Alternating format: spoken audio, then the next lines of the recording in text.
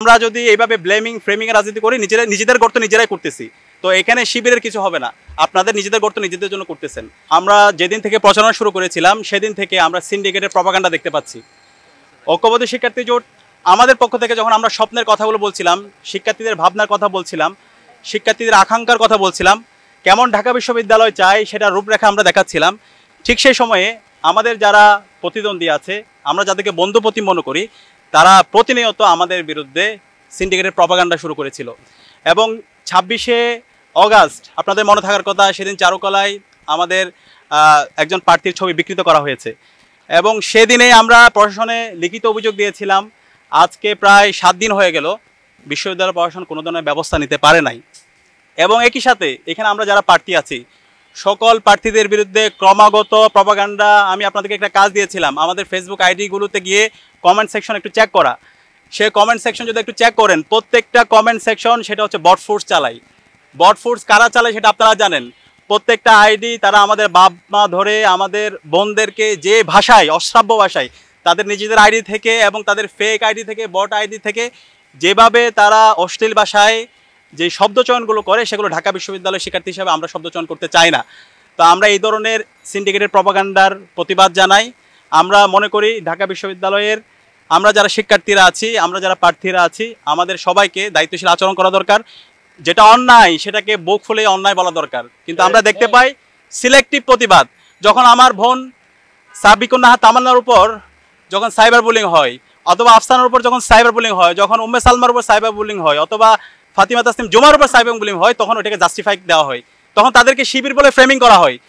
কিন্তু যখন অন্য কোনো ঘটনা হয়, ওই ঘটনা আমরাও প্রতিবাদ জানাই। সবার আগে যখন কালকে ঢাকা বিশ্ববিদ্যালয়ের যে শিক্ষার্থী, জওহলের শিক্ষার্থী একজন নারীকে যে শব্দচয়ন করেছে, সবার আগে আমরা প্রতিবাদ জানিয়েছি।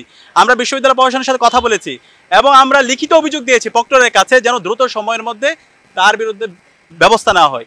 কিন্তু আমরা দেখতে পেয়েছি তাকে দায় মুক্তি দেওয়ার জন্য সকল গ্রুপ ঐক্যবদ্ধ হয়ে গিয়েছে। যে অপরাধী তার বিচার না করে, যখন আমরা বিচার চাচ্ছিলাম, সেই বিচার না করে তাকে দায় মুক্তি দিতে চায়, তাকে শিবির নেতা বলে তাকে ফ্রেমিং করতে চায়। এটা কোন ধরনের হিপোক্রেসি ভাই? গত 16 বছরে হাসিনা তো এই ধরনের এই যে ন্যারেটিভ, এই ধরনের যে আদারিং, এই ধরনের যে হচ্ছে প্রপাগান্ডার মাধ্যমে তো সে টিকেছিল। আপনারা কি আবার হাসিনার পথ বেছে নিলেন? আমরা এই ধরনের ন্যাক্কারজনক যে ঘটনা, যে এই সমস্ত বুদ্ধিজীবী, সোকল বুদ্ধিজীবী যারা নিজেদেরকে দাবি করে, যারা এই ধরনের হিপোক্রেসি করছেন, আপনাদের এই ভণ্ডামি জাতির কাছে পরিষ্কার হয়ে গেছে। এবং আমরা পুরো জাতিকে অনুরোধ করব, এই যে হচ্ছে কালচারাল ফেসিস চক্র, তারা যে আবার এই জাতিকে বিভিন্নভাবে বিভ্রান্ত করার চেষ্টা করছে, দিল্লির যে বয়ান, ফেসিবাদী বয়ান, বাকশালী বয়ান ফিরে নিয়ে আসার চেষ্টা করছে এবং ডাকসুর নির্বাচনকে বানচাল করার চেষ্টা করছে, তাদের বিরুদ্ধে আমাদেরকে প্রতিবাদ প্রতিরোধ জারি রাখতে হবে। যারা সামনে থেকে, পেছন থেকে এবং গুপ্ত অবস্থায় ডাকসু নির্বাচনকে বানচাল করার চেষ্টা করছে এবং সারা দেশের সকল ছাত্র সংসদ নির্বাচনকে বানচাল করার চেষ্টা করছে এবং ক্যাম্পাসগুলোকে অস্থিতিশীল করার চেষ্টা করছে, তাদের বিরুদ্ধে আমাদের অবস্থান জারি রাখতে হবে। এখানে একটার সাথে একটা কানেক্টেড, সব ডটগুলো আমাদের মেলাতে হবে এবং আপনাদের দায়িত্ব দিয়ে গেলাম, সে জায়গায় আপনারা এই ডটগুলো মেলাবেন। এবং একই সাথে আমরা দেখতে পেয়েছি যে এই ছেলেটা গতকালকে ওই একজন শিক্ষার্থীকে এইভাবে হচ্ছে সে যে শব্দচয়ন করেছে, ওই ছেলের ফেসবুকে যদি আপনারা যান, ছাত্রদলকে অ্যাপ্রিসিয়েট করে তার অনেকগুলো পোস্ট আছে। তো আপনারা একটা ছবি পাইলেন সে কোন সময় কোন প্রোগ্রামে গেছে, তাহলে এই যে ছাত্রদল সংশ্লিষ্ট তার 10-এর অধিক যে পোস্ট আছে, তো এইটা দ্বারা কি প্রমাণিত হয়? সে তো অনেক অ্যাক্টিভ ছাত্রদল। তো এটার বিরুদ্ধে আপনারা কেন কথা বলছেন না? এই যে এই ধরনের ফ্রেমিং করা, ভাই আমরা এখন ডাকসু নির্বাচন করছি, আমরা প্রতিদিন কমপক্ষে 2 থেকে 3 হাজার শিক্ষার্থীর সাথে আমাদের সাক্ষাৎ, শিক্ষার্থীরা ছবি তুলে। এখন এই ছবি তোলা মানে যদি সে শিবির হয়ে যায়, তাহলে তো এটা একটা ধরনের হিপোক্রেসি। এবং এই ধরনের ফ্রেমিংয়ের রাজনীতি, এই ধরনের ভণ্ডামি রাজনীতি আপনারা বন্ধ করেন। আপনাদের শিক্ষার্থীদেরকে নিয়ে ভাবনা, শিক্ষার্থীদেরকে নিয়ে চিন্তা, সেগুলো আমাদের জাতির সামনে নিয়ে আসেন। এবং আমরা ঐক্যবদ্ধ শিক্ষার্থী জোটের যে স্বতঃস্ফূর্ত রেসপন্স দেখতে পাচ্ছি, আমরা আশা করি ইনশাআল্লাহ 9 তারিখ ব্যালট বিপ্লব হবে এবং সেই ব্যালট বিপ্লবে ঐক্যবদ্ধ শিক্ষার্থী জোটে আমরা যারা প্রার্থী আছে সবার ভূমিধ্বজ বিজয় হবে। এবং আমি সবাইকে অনুরোধ করব, যত ছাত্র সংগঠন আছে, যত প্রার্থী আছে, আমরা যেন আইডিয়ার প্রতিযোগিতা করি, আমরা যেন সততার সাথে রাজনীতি করি। কিন্তু আমরা যদি এইভাবে ব্লেমিং ফ্রেমিং এর রাজনীতি করি, নিজেদের গর্ত নিজেরাই করতেছি। তো এখানে শিবিরের কিছু হবে না, আপনাদের নিজেদের গর্ত নিজেদের জন্য করতেছেন। তো আমি সবাইকে দায়িত্বশীল আচরণ করার জন্য অনুরোধ করব। আসসালামু আলাইকুম রহমতুল্লাহ।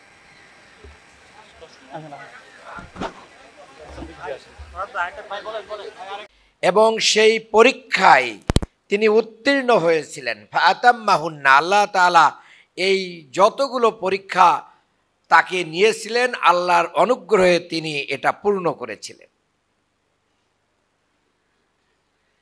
এরপরে আল্লাহ তাআলা বলছেন ইন্নী জাইলুকা লিন্নাসি ইমামা, পরীক্ষা এখন শেষ, এখন তোমাকে এই দেশের, এই জনপদের, এই বিশ্বের জন্য আমি তোমাকে নেতৃত্ব দিয়ে দিব, ইমামত দিব। আমরা তো সার্টিফিকেট এবং কিছু ভাইবার মাধ্যম দিয়ে অথবা অন্য কোনো কিছুর পরীক্ষার মাধ্যম দিয়ে আমরা এই জায়গাগুলোতে ইমামতি করি। বাট আমাদের ইমামতিটা শুধু যদি মসজিদের ভিতরেই সীমাবদ্ধ হয়ে যায়, তাহলে ইন্নী জাইলুকা লিন্নাসি ইমামার যে হুকুম এবং এটার যে স্পিরিট, এটা কখনোই কায়েম হবে না। মসজিদের বাইরে এসে যদি আমরা আমাদের নেতৃত্ব প্রতিষ্ঠিত করতে পারি, তাহলে আমাদের কি করতে হবে? তাহলে আমাদেরকে এই শুহাদা আলান নাস হতে হবে, এই মানুষদের উপরে কি হতে হবে? মডেল হতে হবে।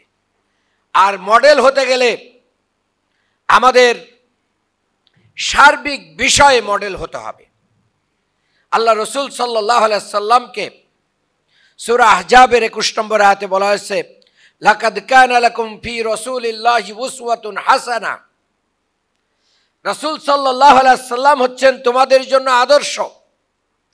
তো রাসূল সাল্লাল্লাহু আলাইহি সাল্লাম আমাদের গোটা জিন্দেগীর সকল কর্মকাণ্ডের জন্য আদর্শ, নির্দিষ্ট কিছু কাজের জন্য আদর্শ নয়।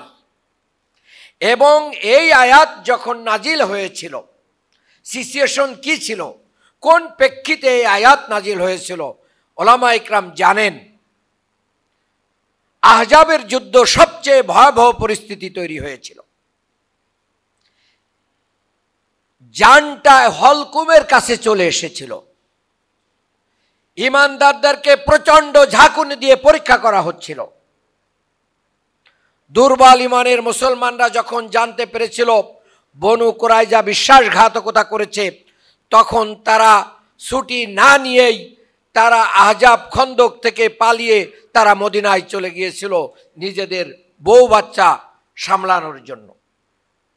আর যারা উপস্থিত ছিল, শত্রু বাহিনী চারিদিক দিয়ে যে আক্রমণ করেছিল, সামনে থেকে, পিছন থেকে, ডাইনে থেকে, বাম থেকে, উপর থেকে, নিচ থেকে, এই আক্রমণে তারা মানে কিং কর্তব্য বিমূঢ় হয়ে গিয়েছিল। একদল চিন্তা করলো বাঁচার একটাই পথ, সেটা হচ্ছে আমরা যদি মুহাম্মদ সাল্লাল্লাহু আলাইহি সাল্লামকে যদি আবু সুফিয়ানের হাতে তুলে দিই, তাহলে আমাদের সব সমাধান হয়ে যায়, আর কোনো অসুবিধা হয় না। এই অবস্থায় কিছু কিছু লোকের ভিতরে যখন এই চিন্তা এসে গেল, তখন কিন্তু আল্লাহ তাআলা ঈমানদারদের উপরে এই দীর্ঘ অবরোধের পরে, খন্দকের গর্ত খননের পরে আল্লাহ তাআলা রহমত নাজিল করার পরিবেশ তৈরি করে দিলেন। আল্লাহ রসুল সাল্লাল্লাহু আলাইহি সাল্লাম সাহাবা ইকরামের কাছে জিজ্ঞেস করলেন, তোমাদের ভিতর থেকে কে আছো এই যে মাত্র 40 গজ দূরে, আমাদের থেকে 40 গজ দূরে যারা অবস্থান করতেছে, তাদের কাছ থেকে গোয়েন্দা তথ্য নিয়ে আসতে পারবে, এরকম কে আছো? বদর এবং উহুদের যুদ্ধে অংশগ্রহণকারী বহু সাহাবী এখানে ছিলেন, একজন সাহাবীও হাত তোলেন নাই। তাহলে পরিস্থিতি কতটা ভয়াবহ হয়ে গিয়েছিল। সেই অবস্থায় এসে আল্লাহ রসুল সাল্লাল্লাহু আলাইহি সাল্লাম হুযায়ফা ইবনুল ইয়ামান রাদিয়াল্লাহু তাআলা আনহুর নাম ঘোষণা করলেন, কুম ইয়া আবা নাউমান। হুযায়ফা ইবনুল ইয়ামান রাদিয়াল্লাহু তাআলা আনহু বলছেন, প্রচন্ড ঠান্ডার ভিতরে আমার গা ঘামা শুরু করলো, আমি দাঁড়িয়ে গেলাম, যেহেতু আল্লাহ রসুল সাল্লাল্লাহু আলাইহি সাল্লাম আমাকে কি করেছেন, নির্দেশ দিয়েছেন। এবং আল্লাহ রসুল সাল্লাল্লাহু আলাইহি সাল্লাম এই কথা বলেছিলেন যে এই কাজটি করতে পারবে, কিয়ামতের দিন আমি এবং সে এইভাবে জান্নাতে থাকবো। এরপরেও কিন্তু হাত উঁচু করতে। তাহলে পরিস্থিতি যখন কঠিন হয়ে যায়, তখন কিন্তু ইমানের উপরে অবিচল থাকা আমাদের জন্য চ্যালেঞ্জ হয়ে যায়, আর ওইটাই হচ্ছে ইমানের পরীক্ষা।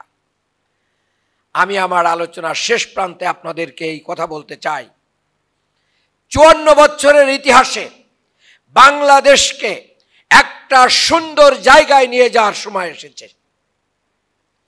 বাংলাদেশে আগামী দিনে ইমাম, খতিব, আলেম, ওলামা, ইসলামিক স্কলার, ইসলামপন্থীদের যে উত্থান হচ্ছে, এই উত্থানকে ঠেকিয়ে দেওয়ার জন্য ইহুদিবাদী এবং জায়নবাদী শক্তিদের যেই চেষ্টা এবং প্রচেষ্টা রয়েছে এবং ভারতীয় আধিপত্যবাদীদের যে চেষ্টা প্রচেষ্টা রয়েছে, সেইগুলোকে নস্যাৎ করে দেওয়ার জন্য যুগে যুগে আমাদের উত্তরসূরিরাও কিন্তু তাদের বিরুদ্ধে জিহাদ করেই এই বাংলার জমিনে তারা ইসলাম টিকিয়ে রেখেছিল।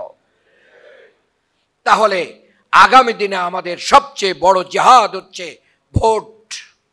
ভোট হচ্ছে আমাদের বড় জিহাদ। এই ভোটের যুদ্ধে আপনার আমার একটা চেষ্টা এবং প্রচেষ্টা যদি আল্লাহর দ্বীনের পক্ষে হয়ে যায়, তাহলে আমি হব রাসূল সাল্লাল্লাহু আলাইহি সাল্লামের সেই উসওয়ায়ে হাসানার প্রকৃত অনুসারী।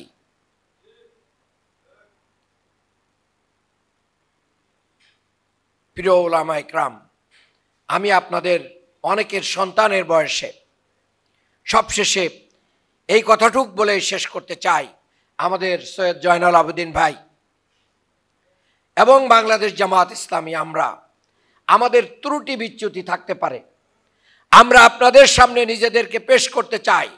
আপনারা আমাদের সংশোধন করবেন, আপনারা আমাদেরকে ছেড়ে যাবেন না, আপনারা আমাদেরকে এতেসাব দিবেন, আমাদের বিরুদ্ধে গীবত করবেন না, আপনারা আমাদেরকে ভাই হিসেবে ডেকে নিয়ে বুকে টেনে নেবেন, কিন্তু আপনারা আমাদেরকে ছুঁড়ে ফেলবেন না।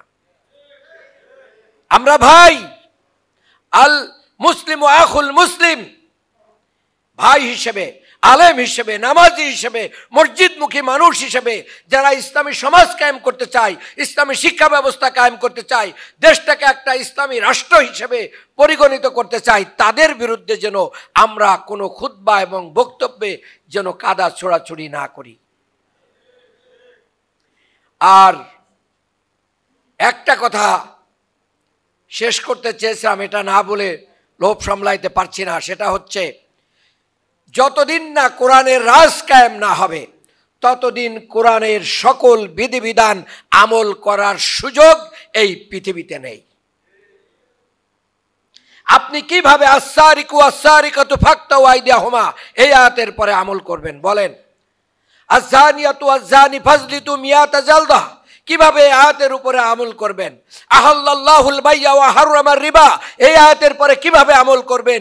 কিয়ামত পর্যন্ত আলেম উলামা, লক্ষ লক্ষ আলেম উলামা দোয়া করলে এটার উপরে আমল করা সম্ভব না, যতদিন না রাষ্ট্রীয়ভাবে ইসলামকে বিজয়ী না করা যায়।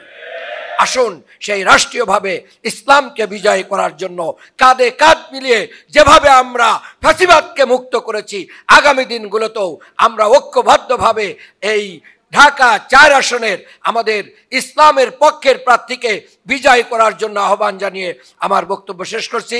আল্লাহ হাফেজ। আসসালামু আলাইকুম ওয়া রাহমাতুল্লাহি ওয়া বারাকাতুহু।